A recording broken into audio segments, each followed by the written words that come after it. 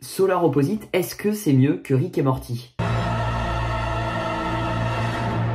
Et donc bonjour tout le monde, j'espère que vous allez tous très bien. Aujourd'hui on se retrouve pour une nouvelle vidéo consacrée à une critique sur une série d'animation. Vous avez pu le voir sur le titre et sur la miniature. On va parler de la série Solar Opposite. Donc Solar Opposite, c'est une série d'animation pour adultes, hein, je précise, parce que parfois il y a des trucs un peu trash, créée par le co-créateur de Rick et Morty, Justin Roiland, et Mike McMahan. C'est une série qui a été diffusée sur Hulu, la plateforme, le 8 mai 2020 aux États-Unis, sa première diffusion. Mais comme vous le savez depuis peu, Disney, du coup, le catalogue Star est arrivé sur Disney+, et on sait que presque Disney a toutes les parts de Hulu, donc tout le catalogue est venu sur Disney+, et depuis quelques semaines, il y a pas mal de programmes qui sortent toutes les semaines avec un épisode par semaine. On a par exemple Love Victor, une autre série pareille de Hulu qui sort un épisode par semaine qui est maintenant sur Disney+.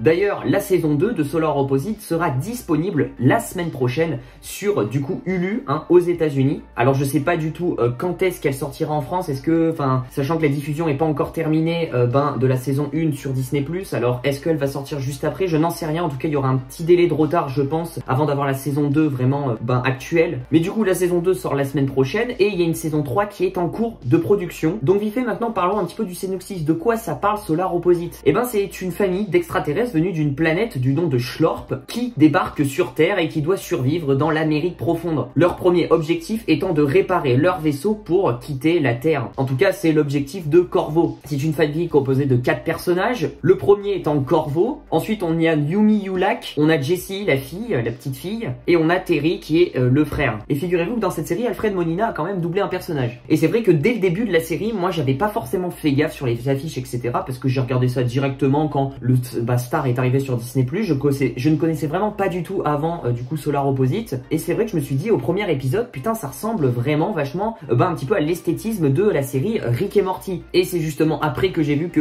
c'était co-créé, on va dire, co-réalisé par les créateurs de Rick et Morty. Donc voilà, du coup je suis un petit peu visionnaire effectivement. Et du coup cette saison 1 comporte 8 épisodes d'une vingtaine de minutes, comme toutes les séries d'animation un petit peu classiques. Mais même si c'est créé par les co-créateurs de Rick et Morty, je trouve qu'il y a quand même une certaine originalité dans cette série-là. Et je trouve pas forcément que c'est un copier-coller de Rick et Morty. Déjà, carrément, pour vous dire, on est sur une série beaucoup plus trash, beaucoup plus gore, beaucoup plus adulte en fait que Rick et Morty. Même si Rick et Morty c'est déjà pas mal, etc. Ils censurent pas forcément. Là, honnêtement, dans cette série-là, ils ne censurent mais rien. Limite, ils en rajoutent. Ça rajoute un petit peu une touche d'humour, un petit peu ce côté un petit peu, on en rajoute gore, sang partout, du sang de partout, les scènes de cul, on les censure pas, on y va à fond dedans. Alors après, bien sûr, ça divise beaucoup de gens parce qu'il faut aimer, Mais moi, franchement, ce genre de série, ça me fait super rire. Et du coup, au fur et à mesure des épisodes, on suit un petit peu leur aventure sur Terre et ils essayent de s'adapter un petit peu à la vie humaine. Parfois, ça sera pas toujours facile, mais ils essayent en tout cas. Voilà, par exemple, on a les 2 enfants qui vont à l'école, etc. Voilà, il y a pas mal de choses qui sont assez intéressantes. Et en plus, en parallèle de ça, on a une intrigue que j'ai trouvée super intéressante, c'est-à-dire que les 2 enfants justement, quand ils ont des petits caprices, ils ont un pistolet qui du coup rétrécissent les personnes en fait en minuscules comme ça. Et en fait toutes les personnages là, ils les mettent dans une sorte de grande boîte, je vous mets la photo là qui une sorte de gigantesque boîte avec plusieurs étages et tout, et du coup ils mettent tous les persos dedans et on les suit ces persos un petit peu à l'intérieur, la caméra on va dire se rétrécit et on les suit à l'intérieur un petit peu leur épopée, etc. Et c'est clairement un Hunger Games à l'intérieur, vraiment c'est chacun pour sa peau. Et justement voilà, on a une intrigue un petit peu parallèle et j'ai trouvé ça hyper cool, vraiment. D'ailleurs l'épisode 7, l'avant-dernier épisode, est consacré justement clairement à cette intrigue là dans les boîtes. Mais c'est vraiment une série justement avec un scénario où vraiment ils se lâchent en termes de liberté, à peu près comme Rick et Morty aussi, comme toutes les séries d'animation, vraiment on se lâche, on pousse le truc à fond et c'est ça que j'adore, Les relations de personnages, vraiment elles sont cool, la dynamique entre Corvo le scientifique et Terry, son bras droit, c'est hyper familier, j'adore ça. J'aime bien aussi la relation des 2 enfants, Yumi Yulak et sa sœur Jessie, qui sont 2 du coup adolescents avec une forte personnalité. Et justement ce contraste là parfois j'aime beaucoup, vraiment il y a une bonne petite alchimie, c'est vraiment intéressant. Et le petit animal de compagnie aussi, cette sorte de larve là, je sais pas comment elle s'appelle, elle a forcément un nom, je la respecte pas clairement, mais je l'aime beaucoup aussi parce que elle ajoute un petit peu cette touche d'humour. Bref, c'est une famille qui au départ veut absolument quitter la Terre en tout cas, et au fur et à mesure des épisodes, ils n'ont pas forcément envie de quitter la Terre parce qu'ils s'habituent un petit peu à la vie humaine. Et c'est ça qui est intéressant aussi. Et ce qui est intéressant, j'aime beaucoup, c'est que justement ça reste une série d'animation, mais que les épisodes sont pas indépendants les uns des autres. C'est-à-dire qu'il faudrait quand même regarder l'épisode 1 et l'épisode 2 après, parce qu'il y a des petites mini-intrigues qui se lient entre les épisodes. Et ça, j'aime bien. D'ailleurs, Donald Renew, si vous aimez un petit peu ce doubleur-là français, et ben prête sa voix, un des personnages de la famille. Je vous en dis pas plus, mais j'espère que cette série va quand même être développée. En tout cas, elle est prévue pour 3 saisons et ça fait très plaisir. J'aime beaucoup aussi la façon dont, par exemple, quand ils sont en train de stresser, cette race d'extraterrestres, et ben justement, il y a des globules qui sortent un petit peu de leur cerveau et je trouve ça très cool justement. Après, franchement, par rapport à Rick et Morty aussi, en comparaison, Rick et Morty est quand même plus complexe. Il faut vraiment un peu plus se casser le cerveau. Ça part un peu plus loin dans le scénario que Solar Opposite, qui reste un petit peu, on va dire, sur du classique, sur les intrigues et sur le scénario surtout. On a des réflexions plus philosophiques sur Rick et Morty, bien sûr. Là, c'est vraiment, on se prend pas la tête, etc. On n'hésite pas à faire des giclées de sang de partout et tout, pour ajouter un peu cet humour. Ça, c'est aussi la différence des deux shows. D'ailleurs, on a pas mal de références dans la série Solar Opposite. Alors, j'en ai oublié pas mal, j'ai un petit peu le seum. Mais en tout cas, la référence à la fin du coup de Star Wars était très cool. C'est le dernier épisode, alors je vous spoil rien, mais c'est exactement la même scène que, il me semble, dans Star Wars 1. Il y a même des petites références cachées à Rick et Morty. Enfin bref, il y a de la ref. Voilà, il y a même les Simpsons à un moment qui apparaissent. Voilà, tu te demandes qu'est-ce qu'ils font là. Mais voilà, dans un épisode, il invoque une femme et c'est une femme robotisée. C'est assez drôle. Et après, ça part en steak. De toute façon, tous les épisodes démarrent tranquillement et à la fin, ça part en steak. Les 10 dernières minutes, c'est what the fuck. Et vraiment, dans cette série, ce que j'aime beaucoup, c'est que vraiment, on se concentre sur la notion de famille. Vraiment, on a des problèmes de famille. Vraiment, c'est assez concentré sur eux et c'est ça que j'ai trouvé ça cool. Après, j'avoue, dans cette vidéo, je compare pas mal Rick et Morty et du coup Solar Opposite, mais Justin Roiland, qui est un petit peu le co-créateur de Rick et Morty et du coup le créateur de Solar Opposite, il avait déjà fait une interview où du coup il disait que justement il aimerait pas trop justement qu'on compare ces deux séries parce que elles sont incomparables, elles sont différentes l'une de l'autre, ça se ressent vraiment. Donc je vais arrêter de comparer comme ça. En plus, j'aime pas comparer des trucs comme ça. Voici la partie spoiler. Là, ça va pas être une grande partie spoiler, mais je voulais quand même vite fait parler de la fin. Alors effectivement, on a déjà eu la bande-annonce de la saison 2 qui est sortie il y a de ça quelques semaines, où du coup on croyait qu'ils allaient retourner sur une autre planète ou qu'ils allaient quitter la Terre, sauf que le vaisseau il s'est cassé la gueule dès le début de la bande-annonce. Donc au final, on va toujours les suivre sur Terre et suivre un petit peu leurs aventures. Et là, ce qui est assez intéressant, c'est que déjà leur animal, on va dire de compagnie, cette larve, déjà elle est devenue violette. Alors on ne sait pas clairement, quand ils ont dit à la fin oui, si elle devient violette, etc., si elle change de couleur et tout, elle pourrait être un tueur en série entre guillemets, et elle se met en violet. Donc est-ce que du coup la larve va être méchante, on va dire entre guillemets, est-ce que elle va tuer des gens et tout? Voilà, j'ai hâte de voir ça en tout cas, parce que ça va être un petit peu un des éléments, on va dire, déclencheurs de cette saison 2, vraiment, je pense, cette larve-là. Et ensuite, on va suivre encore, je pense, c'est même sûr, on a des images d'ailleurs, à l'intérieur de la boîte, dans cet univers parallèle, dans cette intrigue parallèle. On va continuer à suivre les aventures, un petit peu des gens qui sont enfermés dans ce grand mur, on va dire, dans ces grandes boîtes, dans la chambre des deux enfants. Et on sait qu'à la fin de la saison 1, là, le mec barbu, là, je sais plus comment il s'appelle et tout, qu'on croyait gentil justement, et c'est lui le chef maintenant et il a tué la meuf.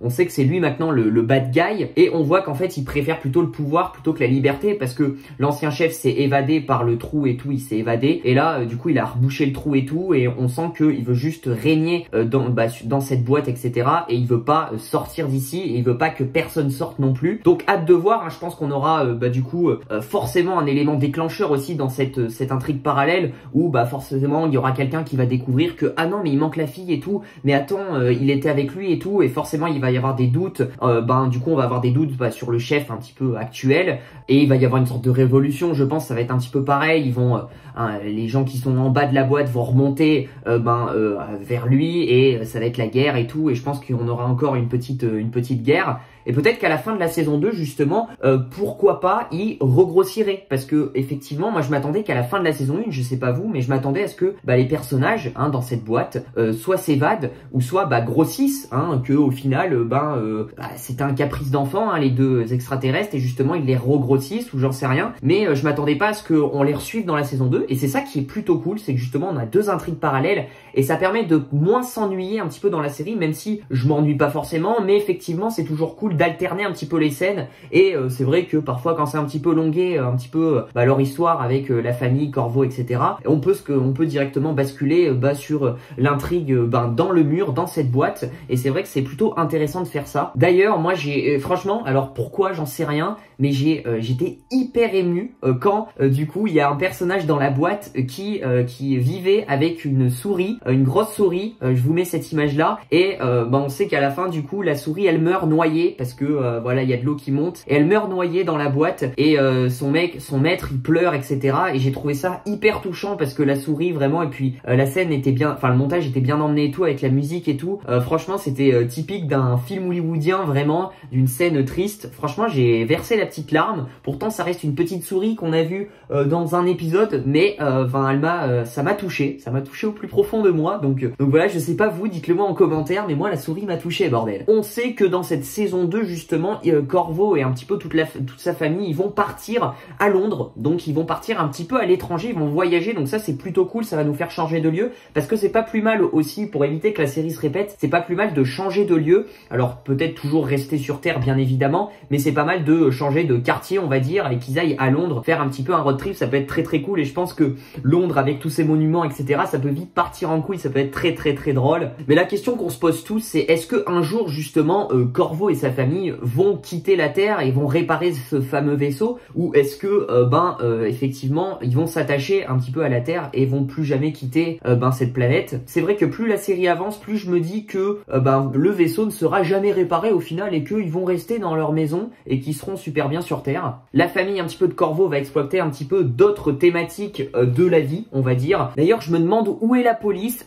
dans le quartier de la famille à Corvo, parce que franchement parfois ça part en couille totale des fois, et là il n'y a pas de police, c'est un truc de fou vraiment. Alors c'est fait exprès bien sûr, c'est voulu, mais c'est quand même marrant de se dire ça quoi. Donc voilà, j'ai fait un petit peu le tour franchement de cette série là. Alors il n'y a pas 50 000 spoilers finalement. Bon, c'est pour ça que la partie spoiler est très très rapide. Solar Opposite, c'est vraiment, je valide. Alors, effectivement, pour les courageux, on va dire, qui sont restés jusqu'à la fin de la vidéo, est-ce que j'ai préféré Solar Opposite à Rick et Morty? Eh ben, oui, j'ai préféré Solar Opposite à Rick et Morty. Alors peut-être que ça va en choquer plus d'un. C'est qu'en fait je préfère plus un petit peu ce délire là, un petit peu trash, sans trop prise de tête on va dire, parce que Rick et Morty c'est parfois des petites réflexions philosophiques un petit peu de la vie finalement. Donc c'est vrai que parfois il faut se concentrer, et du coup je préfère un petit peu Solar Opposite sur un truc un petit peu plus basique on va dire, plus détente, où tu peux le regarder un peu plus tranquillement sans forcément mettre le cerveau en marche. Alors je dis pas que Rick et Morty faut mettre non plus trop le cerveau à exploser, mais quand même faut quand même un petit peu réfléchir. Il y a des épisodes qui sont assez philosophiques on va dire de Rick et Morty, et du coup dans l'ensemble ouais effectivement je préfère plus ce genre de série d'animation Solar Opposite, un petit peu moins prise de tête. Mais après c'est pas pour autant que je déteste Rick et Morty, je kiffe Rick et Morty bien évidemment, mais j'ai un petit peu plus un coup de cœur on va dire pour Solar Opposite. Voilà, n'hésitez pas du coup à me dire dans les commentaires vous ce que vous en pensez de cette saison 1, qu'est-ce que vous en avez pensé bien évidemment. N'hésitez pas à me dire dans les commentaires aussi vos théories pour la saison 2, vos attentes pour la saison 2. En tout cas bien évidemment j'essaierai d'en faire une vidéo sur cette saison 2 parce que c'est une série que j'aime, donc quand il y a des séries que j'aime, j'en parle sur la chaîne. Ça reste une série d'animation, donc il n'y a pas 50 000 théories, c'est pas le même scénario que des séries vraiment réelles, donc c'est vrai que je vais pas faire des vidéos théories tous les jours sur la saison 2 etc. Voilà, je vous le dis au moins, mais forcément j'en parlerai sur la chaîne de cette saison 2. N'oubliez pas en tout cas, si vous venez de découvrir ma chaîne YouTube, de lâcher le petit pouce bleu, ça fait super plaisir, d'activer la cloche des notifications pour ne rater aucune de mes vidéos, et du coup je vous dis à très vite pour de prochaines vidéos. Prenez soin de vous, ciao ciao.